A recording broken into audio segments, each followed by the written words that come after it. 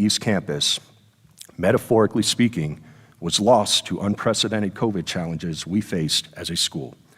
As we forged ahead that year, battered and bruised, we moved into the 21-22 school year, where we focused on building a solid foundation, stabilizing and correcting course.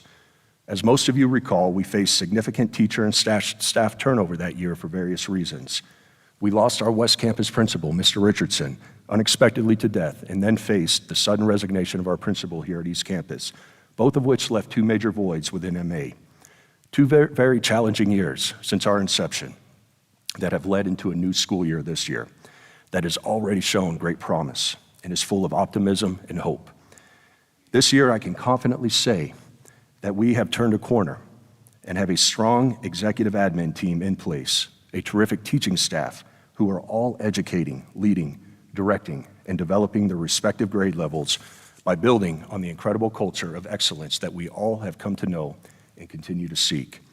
Now, please bear with me as I share about funding. Over my tenure, many have asked the question, where does our funding come from as a charter school? It is a very legitimate question. So I will give a brief overview of how we are funded as a public school of choice. The vast majority of our funding is provided through the Public School Finance Act of 1994.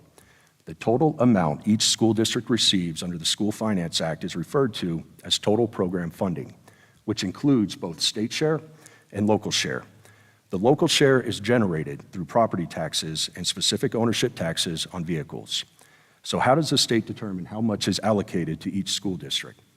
Every year, the state calculates the total program funding using a formula based on the School Finance Act that the state looks at, including the budget stabilization factor. Some of the additional factors that the state looks at in determining our district funding is cost of living, personnel cost, and the size of the district. Again, please realize that there is much more to this formula, but this is a basic overview of a very complex formula. That money is then allocated to District 38, who is our charter authorizer. So as a charter school, our funding is dispersed to us by the district based on our per pupil count. This year, we receive about $8,500 per student. Because this is our main and primary source of revenue as a charter school, all of our expenses get paid out of that fixed number of PPR dollars, including our bonds. So when we want to look at teacher raises, hiring new positions, implementing new programs, new curriculum, adding ancillary types of services, capital improvements, we have a limited and fixed amount of income. This is not a woe is us statement because every one of us understands what it means to budget based on what our income and our expenses are. I share this with you because in order for us to increase our revenue and provide raises, hire new positions, implement new programs, new curriculum, take on capital improvements, we have to grow our student numbers or ask our MA community for help. It is imperative that our community understands that we as a board have been very transparent for over a year now regarding the financial challenges that lie ahead. Now is the time to come together and address these challenges as the MA community. Prior to East Campus being built, we were in a stable financial position as a school. That position gave credence and confidence to previous boards and administrations that they could encumber MA with additional debt to build the East Campus in order to fulfill the dream of a K-12 program. Additionally, those teams would have had to provide projected and forecasted pupil count numbers showing solvency and how much additional funding revenue there would be from students in future years after the completion of this campus. For context, those projected numbers prior to 2000.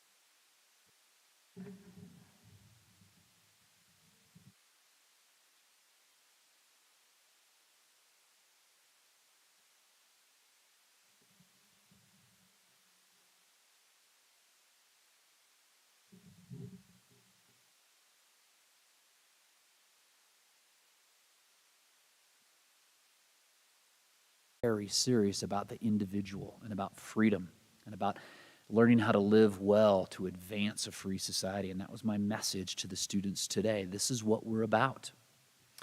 So we're not perfect, but I do encourage my staff to bring their very best every day, because we aim to provide nothing less than the ideal experience educationally, socially for these kids. And that's a high bar that we set, and sometimes I hear about it from the staff. But I say, look at what these products are, right? Every day, these students walk into your class and you get a chance to invest in their lives. So let me emphasize something you already know and you've heard here. Monument Academy is an exceptional place at delivering the ideal. An ideal education, an ideal experience for your child, your family. Let me just give you a short anecdote here.